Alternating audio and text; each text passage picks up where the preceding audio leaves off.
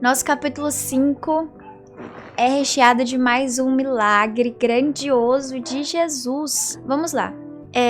Antes de eu continuar a nossa leitura, eu fui dar uma pesquisada sobre esse tanque, porque eu já ouvi, eu conheço pessoas que dizem que essa história não era tipo esqueci a palavra que diz, mas enfim, algo que as pessoas diziam, não exatamente acontecia assim, sabe? Não era um anjo do Senhor que vinha e agitava, as pessoas acreditavam, era uma história da época, acreditavam, era um mito, isso, Matheus, obrigada. E aí eu fui pesquisar sobre, pra não falar pra vocês só isso, ouvi falar que é um mito, entendeu? E aí, eu assisti um vídeo onde a moça ela tava explicando um pouquinho sobre isso, então eu vou explicar bem superficialmente pra vocês, porque eu vi o vídeo assim, bem por cima mesmo. E ela falou que a Bíblia, obviamente, ela foi traduzida, né? Não só para o português, mas enfim, para vários outros idiomas. E no original, na Bíblia, o capítulo de João, o livro de João, o Evangelho de João, original, esse versículo 4 não existe. Não tá lá esse versículo 4. E eu fiquei chocada com isso. E ela disse que esse versículo 4 ele foi colocado para que a gente compreendesse, para nossa melhor compreensão do que acontecia ali. Então, nas traduções, esse versículo 4 foi colocado. Então, basicamente, isso de vez em quando descia um anjo do Senhor e agitava as águas, o primeiro que entrasse no tanque depois de agitadas as águas era curado de qualquer doença que tivesse. Isso era algo que as pessoas da época acreditavam que acontecia. Entenderam? Compreenderam essa parte? Eles acreditavam que acontecia isso, não que acontecia. Aí, pode ter vários fatores que faziam com que as pessoas acreditassem nisso. Pode ser que aquela água ali tinha benefícios para a saúde, alguma coisa assim, e aí acaba que algumas pessoas podem que foram curadas de alguma coisa quando entraram, e aí isso virou um mito e todo mundo começou a acreditar, enfim. Pode ter acontecido várias coisas para que isso chegasse ao ouvido de todas as pessoas e elas acreditassem, mas isso não importa para nossa leitura. Só expliquei para vocês aqui mais ou menos o que eu achei interessante, mas isso não é interessante, quer dizer, é interessante, mas não importa para nossa leitura. O que importa é que tinha ali um moço, um paralítico, esperando por muito tempo por uma cura.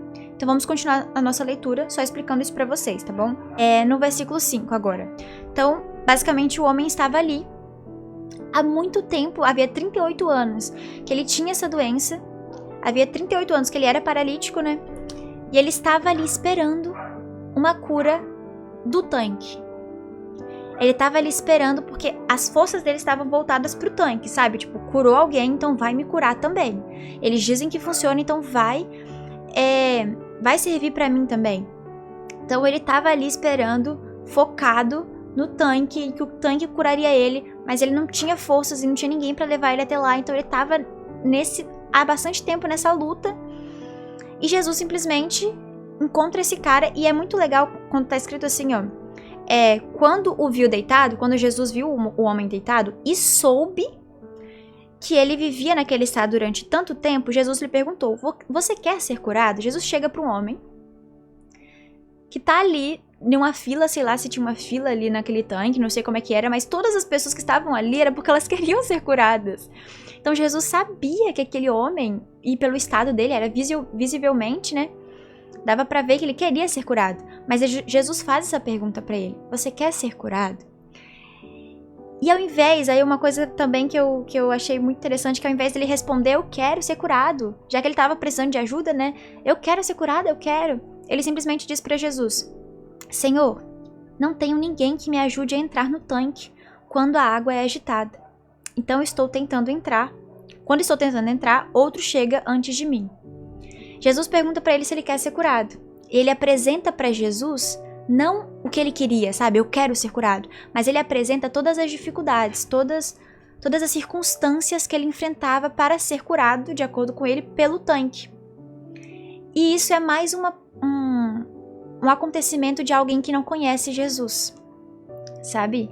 A gente falou sobre isso em vários capítulos, né? Que as pessoas não entendiam que Jesus falava porque não conhecia ele. As pessoas falavam de um outro jeito com Jesus porque não conhecia ele. E agora, nesse momento, esse paralítico, ele apresenta as dificuldades que ele enfrenta. Ele apresenta as limitações dele para Jesus porque ele não conhecia.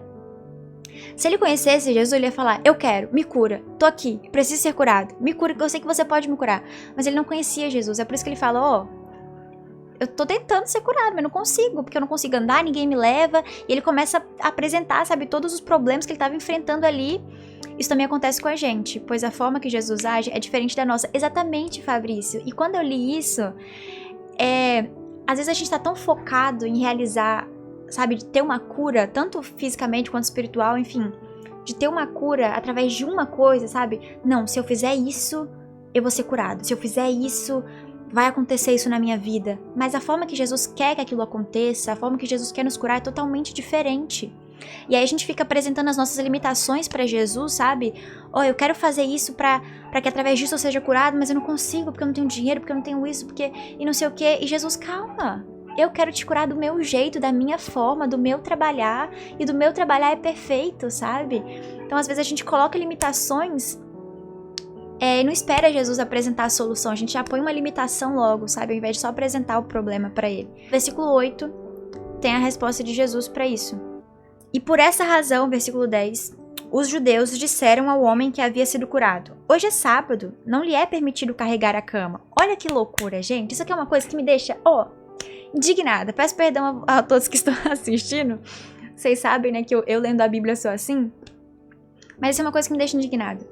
Porque os religiosos da época, sabe, os judeus, enfim, os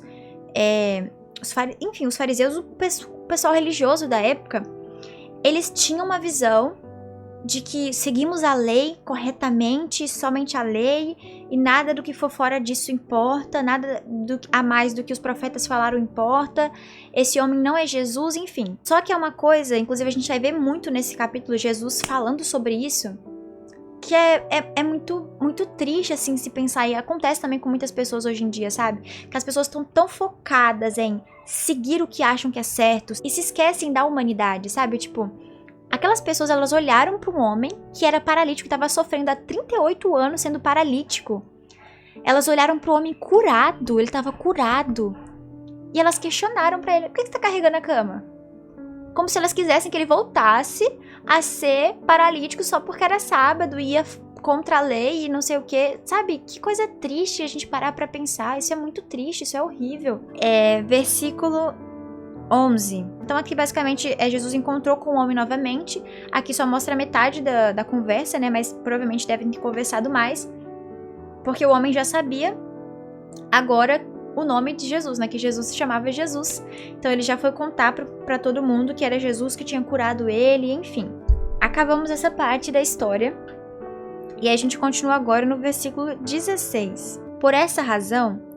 e por essa razão que ele disse isso, que o pai dele tava falando de Deus, né? Tipo, meu pai continuou trabalhando até hoje, então eu também vou continuar trabalhando. Isso enfureceu muito mais os judeus, porque na cabeça deles, Jesus, além de estar trabalhando no sábado, agora estava sendo um dos maiores hereges, porque ele estava dizendo que ele estava se comparando com Deus, estava dizendo que Deus era o pai dele. Então, assim, para os judeus, Jesus estava fazendo a pior coisa do mundo ali. Por essa razão, os judeus mais ainda queriam matá-lo, pois não somente estava violando o sábado, mas também estava dizendo que Deus era seu próprio pai, igualando-se a Deus. Versículo 19.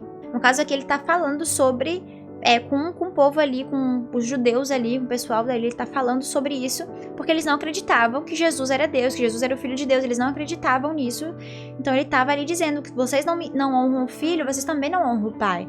Sabe, se vocês não acreditam, não conseguem acreditar que eu sou Deus, que eu estou aqui, se vocês não acreditam nisso, então vocês também não acreditam em Deus, então vocês não seguem a lei como vocês dizem seguir. Versículo 28 agora.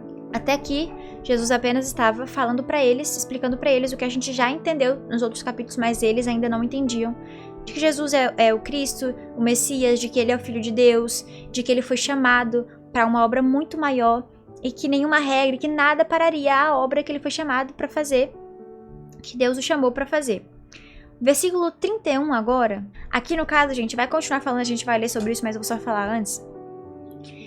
Lembra que Nicodemos, quando encontrou Jesus, ele falou que sabia que Jesus, que Deus andava com Jesus, que Deus estava com Jesus, porque ele sabia, Nicodemos sabia, que os milagres que Jesus fazia, ninguém poderia fazer se não tivesse com Deus. Lembram disso na nossa leitura do capítulo 3? Do capítulo 3. Então, aqui Jesus basicamente estava dizendo um pouquinho disso. Ele estava dizendo que os milagres que ele fazia, o que ele fazia ali já era testemunho de Deus, de que Deus era o pai dele, sabe? Porque não tem como uma pessoa fazer os milagres que Jesus fazia se não estivesse com Deus. Então, ele já estava dizendo ali que quem testemunhava dele era o próprio Deus. Não era, ele não poderia testemunhar de si mesmo, mas o próprio Deus dava testemunho de que ele era o filho dele, sabe? No caso, gente, Jesus estava ali falando tudo pra eles, estava ali, ó, entendeu? Jogando tudo na cara deles, porque assim, eles estudavam as escrituras e diziam acreditar e seguir a lei, e enfim, eles diziam seguir tudo corretamente, só que se eles seguissem mesmo, era o que Jesus estava falando ali pra eles, sabe? Eles se gabavam tanto dizendo que conhecia a lei, aí Jesus chega pra mostrar que eles não conheciam era nada, porque se eles conhecessem, eles iam saber que desde lá do Êxodo, desde lá, acho que em Deuteronômio tem Moisés falando de que veria um homem, um profeta. Então assim, desde o começo, a Bíblia, ela aponta para Jesus, sabe? A Bíblia inteira, o Velho Testamento inteiro aponta para Jesus, de que virá o homem, de que o Messias virá, enfim, é todo o tempo apontando para Jesus. Então se eles realmente conhecessem da forma que eles diziam conhecer, e não só superficialmente, não só fingindo como era a verdade, eles saberiam que ele era o Cristo. Então era isso que Jesus estava falando pra eles, sabe? Para de fingir um evangelho falso, para de fingir que me conhecem quando vocês não conhecem. Versículo 41. Visto, porém, que não creem no que ele escreveu, como crerão no que eu digo? Que lapada santa, mais uma vez, gente. Mais uma vez, Jesus chegando ali para mostrar que ou você serve de verdade, ou você faz de verdade, ou você para de fingir, sabe? Parem de fingir que vocês são santãos aí, que vocês